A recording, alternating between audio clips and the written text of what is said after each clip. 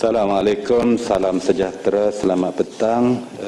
Yang saya hormati Tuan Yang Dipertua, memandangkan peguam-peguam sudah tidak mahu bercakap lagi, biarlah peguam bercakap pula dan biarlah saya memulakannya.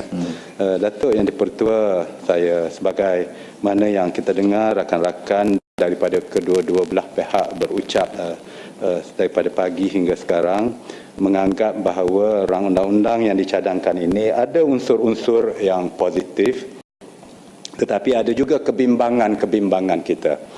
Ini adalah kerana kita berada dalam suasana di mana kerajaan nampaknya ingin menekankan kepada penerimaan TPPA, yang mana di waktu yang sama pihak-pihak tertentu termasuk daripada kerajaan sendiri mempunyai dengan izin reservation atau kebimbangan bahawa TPPA itu akan menjadikan negara kita kehilangan kekuasaan kita sebagai sebuah negara yang bebas dan merdeka.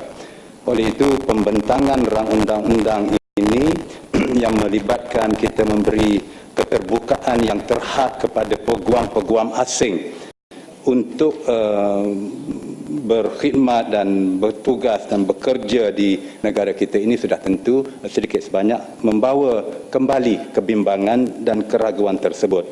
Tambah lagi, sebagaimana yang segambut sebutkan awal-awal tadi, kita dalam keadaan profesion kepeguaman yang amat aneh, yang mana walau sudah lebih daripada setengah abad negara kita merdeka, lebih daripada setengah abad negara kita menjadikan Sabah dan Sarawak sama seperti tanah Melayu Semenanjung ini sebagai satu negara, tetapi profesion perundangan seolah-olah tidak mengiktiraf bahawa kita sebuah negara dari sudut itu.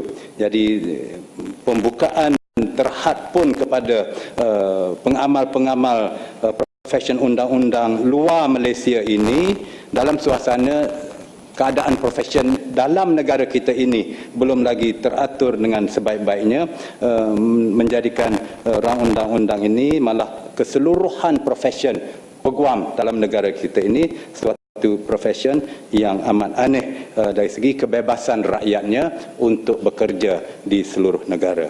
Jadi oleh sebab itulah kita melihat walaupun ianya suatu rang undang-undang yang mudah, ringkas dan sepatutnya pada dasarnya kita boleh menerima, tetapi kebimbangan tersebut akan ada dan terus ada selagi pertamanya TPPA itu kita tidak selesaikan dengan cara yang baik, positif yang menguntungkan negara, dan keduanya jika profesion peguam itu tidak diperbetulkan for once and for all dengan izin untuk demi kebaikan dan penyatuan tulen kita sebagai sebuah negara.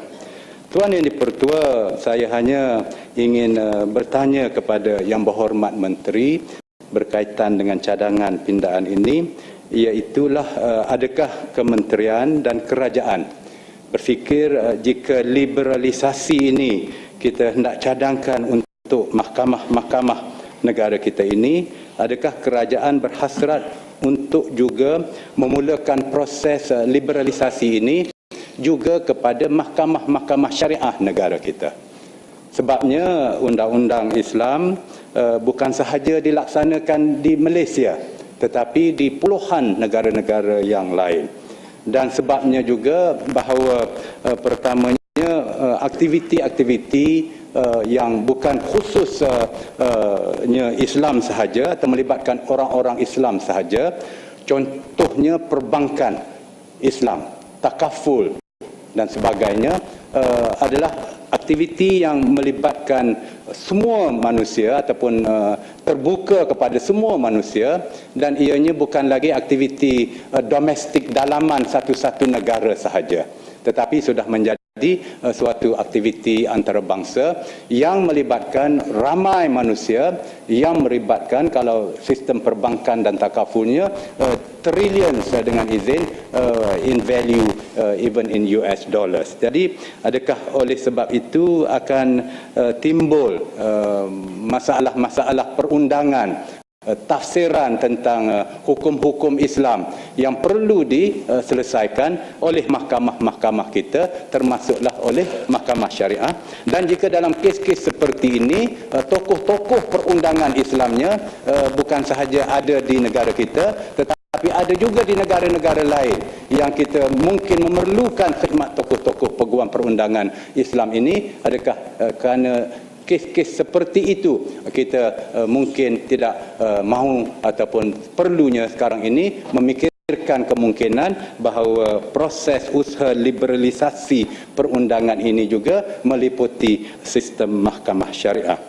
Lagipun negara kita ingin mengeksplorasi bentuk Islam kita, kesederhanaan, wasatiyah dan sebagainya. Jadi adakah kita tidak ingin mengambil peluang ini untuk kita melihat dari sudut profesional peguam perundangan untuk mengembangkan dasar dan amalan Islam kita yang kita amat banggakan tersebut. Lagi pula kes hujah ketiga saya ialah di dalam kes dalam negara kita pun kes-kes mahkamah syariah ini bukan kecil nilainya. Bukan kes RM1,000, RM2,000, RM3,000.